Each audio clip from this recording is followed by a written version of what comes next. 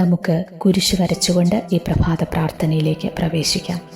എൻ്റെ തമ്പുരാനെ, വിശുദ്ധ കുരിശിൻ്റെ അടയാളത്താൽ ഞങ്ങളുടെ ശത്രുക്കളിൽ നിന്ന് ഞങ്ങളെ രക്ഷിക്കാം. ഞങ്ങളുടെ തമ്പുരാനെ, പിതാവിൻ്റെയും പുത്രൻ്റെയും പരിശുദ്ധാത്മാവിൻ്റെയും നാമത്തിൽ ആമേൻ.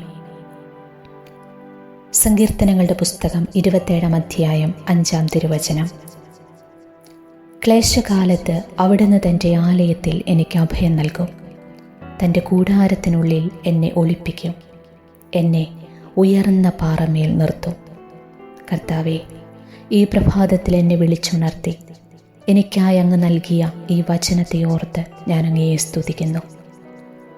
നൽകിക്കൊണ്ടിരിക്കുന്ന എണ്ണമറ്റ എല്ലാ അനുഗ്രഹങ്ങൾക്കും നന്ദി പറയുന്നു.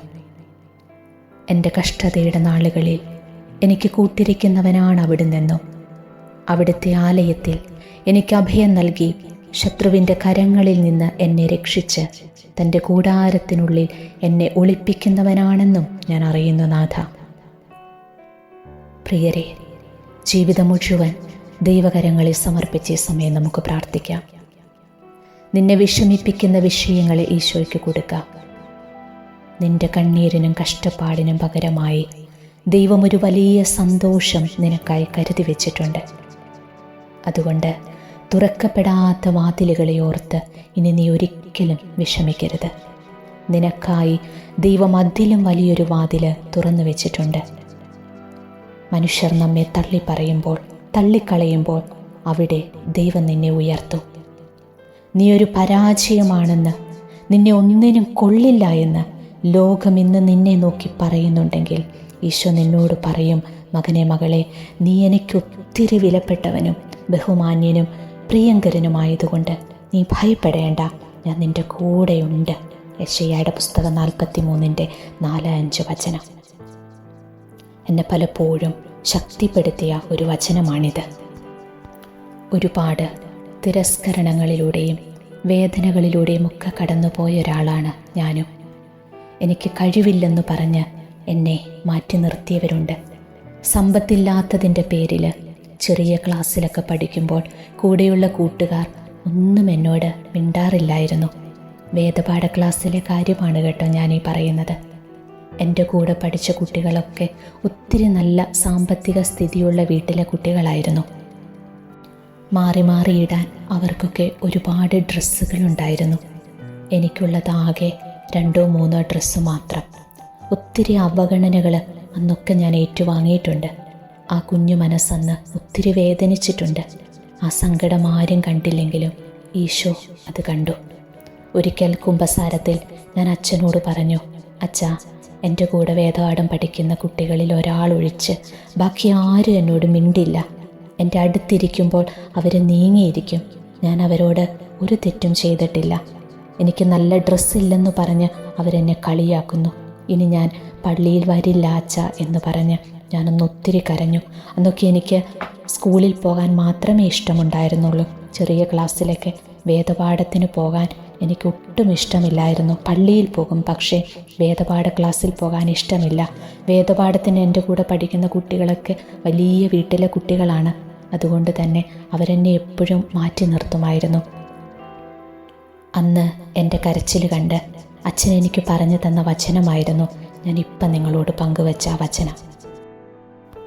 എത്രമാത്രം ആശ്വാസമായിരുന്നെന്നോ എനിക്ക് ഈ വചനം. വീട്ടിൽ പോയി ബൈബിളെടുത്ത് ഞാൻ ഈ വചനം എന്നും വായിക്കുമായിരുന്നു. അന്നൊക്കെ അമ്മ എന്നോട് പറയുമായിരുന്നു, നമുക്കും ഒരു നല്ല കാലം വരും മോളെ എന്ന്. ഇന്ന് ഈശോ എല്ലാം തന്ന് അനുഗ്രഹിച്ചു. ഒന്നിനും ഒരു കുറവുമില്ല.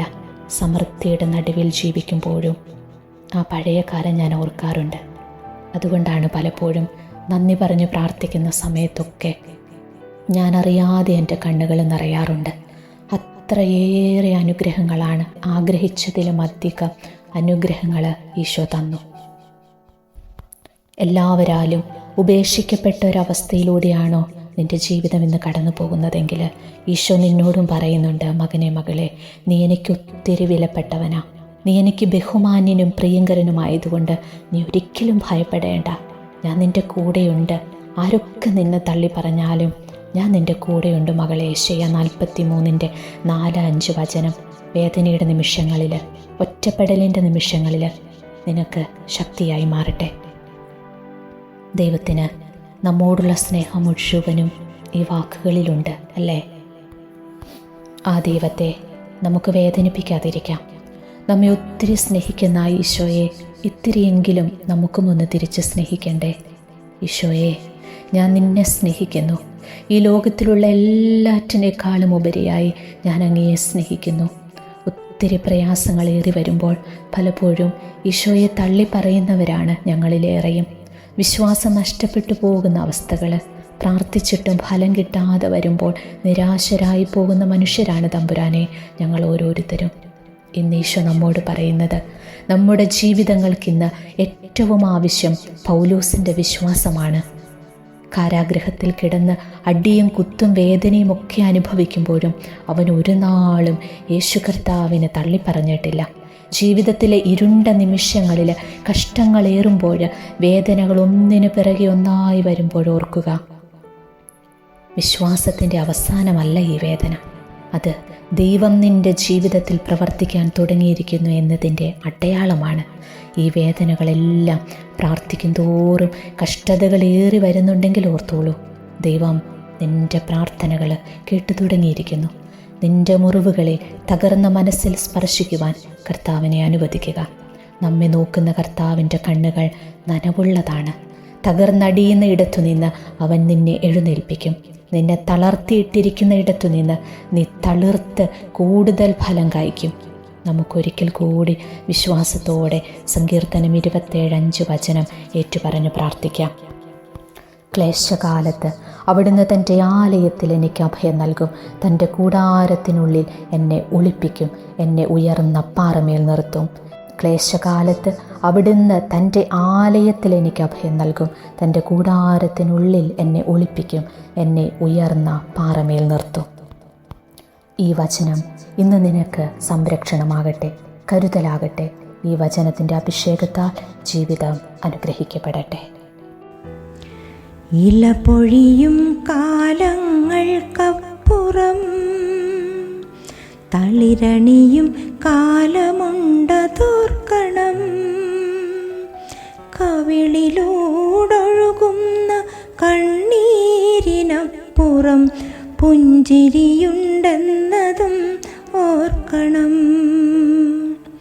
പ്രത്യാശയോടെ നീ ദൈവത്തെ നോക്കിയാൽ ഉത്തരം നൽകുമെന്നറിഞ്ഞിടേണം. അവനുത്തരം നൽകുമെന്നറിഞ്ഞിടേണം. ഇല പൊഴിയും കാലങ്ങൾക്കപ്പുറം തളിരണിയും കാലമുണ്ടതോർക്കണം. കവിളിലൂടൊഴുകുന്ന കണ്ണീരിനപ്പുറം പുഞ്ചിരിയുണ്ടെന്നതും ഓർക്കണം. കൈപ്പാർന്ന വേദനകൾക്കപ്പുറം മധുരത്തിൻ സൗഖ്യമുണ്ടതോർക്കണം. കൈപ്പാർന്ന വേദനകൾക്കപ്പുറം മധുരത്തിൻ സൗഖ്യമുണ്ടതോർക്കണം. മാനത്തെ കാർമേഘമപ്പുറം സൂര്യപ്രഭയുണ്ടെന്നതോർക്കണം. വിശ്വാസത്തോടെ നീ ദൈവത്തെ നോക്കിയാൽ ഉത്തരം നൽകുമെന്നറിഞ്ഞിടേണം. അവനുത്തരം നൽകുമെന്നറിഞ്ഞിടേണം. ഇല പൊഴിയും കാലങ്ങൾക്കപ്പുറം തളിരണിയും കാലമുണ്ടതോർക്കണം. കവിളിലൂടൊഴുകുന്ന കണ്ണീരിനപ്പുറം പുഞ്ചിരിയുണ്ടെന്നതും ഓർക്കണം. ഇരുളാർന്ന രാവുകൾക്കുമപ്പുറം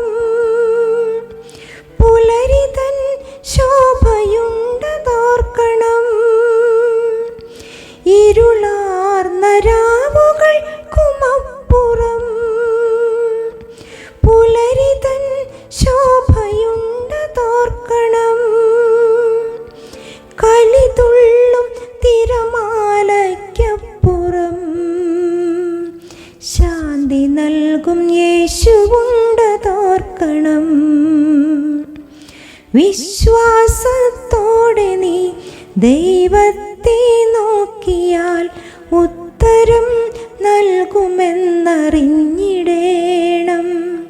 അവനുത്തരം നൽകുമെന്നറിഞ്ഞിടേണം. ഇല പൊഴിയും കാലങ്ങൾക്കപ്പുറം തളിരണിയും കാലമുണ്ടതോർക്കണം. കവിളിലൂടൊഴുകുന്ന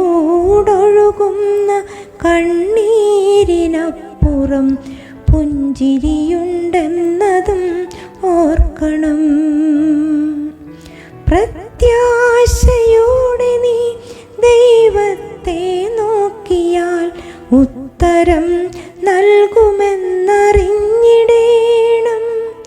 അവനുത്തരം നൽകുമെന്നറിഞ്ഞിടേണം. ഇല പൊഴിയും കാലങ്ങൾക്കപ്പുറം തളിരണിയും കാലമുണ്ടതോർക്കണം. കവിളിലൂടൊഴുകുന്ന കണ്ണീരിനപ്പുറം പുഞ്ചിരിയുണ്ടെന്നതും ഓർക്കണം. ഈ പ്രഭാതത്തിൽ ചാരത്തും ദൂരത്തുമായിരിക്കുന്ന നമ്മുടെ പ്രിയപ്പെട്ടവരെയെല്ലാം കർത്താവിൻ്റെ സംരക്ഷണയ്ക്കായി ഭരമേൽപ്പിച്ചുകൊണ്ട് പ്രാർത്ഥിക്കാം. അത്യുന്നതൻ്റെ സംരക്ഷണത്തിൽ വസിക്കുന്നവനും സർവശക്തൻ്റെ തണലിൽ കഴിയുന്നവനും കർത്താവിനോട് എൻ്റെ സങ്കേതവും എൻ്റെ കോട്ടയും ഞാൻ ആശ്രയിക്കുന്ന എൻ്റെ ദൈവവും എന്ന് പറയും. അവിടുന്ന് നിന്നെ വേടൻ്റെ കെണിയിൽ നിന്നും മാരകമായ മഹാമാരിയിൽ നിന്നും രക്ഷിക്കും. തൻ്റെ തൂവലുകൾ കൊണ്ട് അവിടുന്ന് നിന്നെ മറച്ചുകൊള്ളും. അവിടുത്തെ ചിറകുകളുടെ കീഴിൽ നിനക്ക് അഭയം ലഭിക്കും. അവിടുത്തെ വിശ്വസ്തത നിനക്ക് കവചവും പരിചയമായിരിക്കും. രാത്രിയിലെ ഭീകരതയെയും പകൽ പറക്കുന്ന അസ്ത്രത്തെയും നീ ഭയപ്പെടേണ്ട. ഇരുട്ടിൽ സഞ്ചരിക്കുന്ന മഹാമാരിയെയും നട്ടുച്ചയ്ക്ക് വരുന്ന വിനാശത്തെയും നീ പേടിക്കേണ്ട. നിന്റെ പാർശ്വങ്ങളിൽ 1000 മരിച്ചു വീണേക്കാം, നിന്റെ വലതുവശത്ത് 10,000, എങ്കിലും നിനക്ക് ഒരനർത്ഥവും സംഭവിക്കുകയില്ല. ദുഷ്ടരുടെ പ്രതിഫലം നിന്റെ കണ്ണുകൾ കൊണ്ട് തന്നെ നീ കാണും. നീ കർത്താവിൽ ആശ്രയിച്ചു, അത്യുന്നതനിൽ നീ വാസമുറപ്പിച്ചു. നിനക്കൊരു തിന്മയും ഭവിക്കുകയില്ല, ഒരനർത്ഥവും നിന്റെ കൂടാരത്തെ സമീപിക്കുകയില്ല. നിന്റെ വഴികളിൽ നിന്നെ കാത്തുപാലിക്കാൻ അവിടുന്ന് തൻ്റെ ദൂതന്മാരോട് കൽപ്പിക്കും. നിന്റെ പാദം കല്ലിൽ തട്ടാതിരിക്കാൻ അവർ നിന്നെ കൈകളിൽ വഹിച്ചുകൊള്ളും. സിംഹത്തിൻ്റെയും അണലിയുടെയും മേൽ നീ ചവിട്ടി നടക്കും. യുവസിംഹത്തെയും സർപ്പത്തെയും നീ ചവിട്ടി മിതിക്കും. അവൻ സ്നേഹത്തിൽ എന്നോട് ഒട്ടി നിൽക്കുന്നതിനാൽ ഞാൻ അവനെ രക്ഷിക്കും. അവൻ എൻ്റെ നാമം അറിയുന്നതുകൊണ്ട് ഞാൻ അവനെ സംരക്ഷിക്കും. അവൻ എന്നെ വിളിച്ചപേക്ഷിക്കുമ്പോൾ ഞാൻ ഉത്തരമരുളും. അവൻ്റെ കഷ്ടതയിൽ ഞാൻ അവനോട് ചേർന്ന് നിൽക്കും. ഞാൻ അവനെ മോചിപ്പിക്കുകയും മഹത്വപ്പെടുത്തുകയും ചെയ്യും. ദീർഘായുസ്സു നൽകി ഞാൻ അവനെ സംതൃപ്തനാക്കും. എൻ്റെ രക്ഷ ഞാൻ അവന് കാണിച്ചു കൊടുക്കും. ദൈവമായ കർത്താവിന് സ്തുതി. കാവൽ മാലാഖയുടെ മാധ്യസ്ഥ്യം തേടി പ്രാർത്ഥിക്കാം. എന്നെ കാക്കുന്ന കർത്താവിൻ്റെ മാലാഖയെ, ദൈവത്തിൻ്റെ കൃപയാൽ അങ്ങേക്ക് ഏൽപ്പിച്ചിരിക്കുന്ന എന്നെ ഈ ദിവസം പ്രത്യേകം കാത്തു സംരക്ഷിക്കണമേ. പാപകെണിയിൽ നിന്നും എല്ലാ അപകട വഴികളിൽ നിന്നും എന്നെ കാത്ത് ജീവിതാന്ത്യത്തിൽ സ്വർഗത്തിലെത്താൻ സഹായിക്കണമേ. എൻ്റെ പേരിന് കാരണമായ വിശുദ്ധനെ, വിശുദ്ധയെ, ഇന്നത്തെ എൻ്റെ ജീവിതം എല്ലാ വിധത്തിലും അനുഗ്രഹപൂർണ്ണമാകുവാൻ എനിക്ക് വേണ്ടി മാധ്യസ്ഥ്യം വഹിക്കണമേ. അങ്ങയുടെ സഹായത്താൽ എൻ്റെ അനുദിന ജീവിതം സുഹൃത സമ്പന്നമാകുവാനും അവസാനം സ്വർഗത്തിൽ അങ്ങയോടൊത്ത് ദൈവത്തെ അനവരതം പാടി സ്തുതിക്കുവാനും ഇടയാക്കണമേ. ആമേൻ.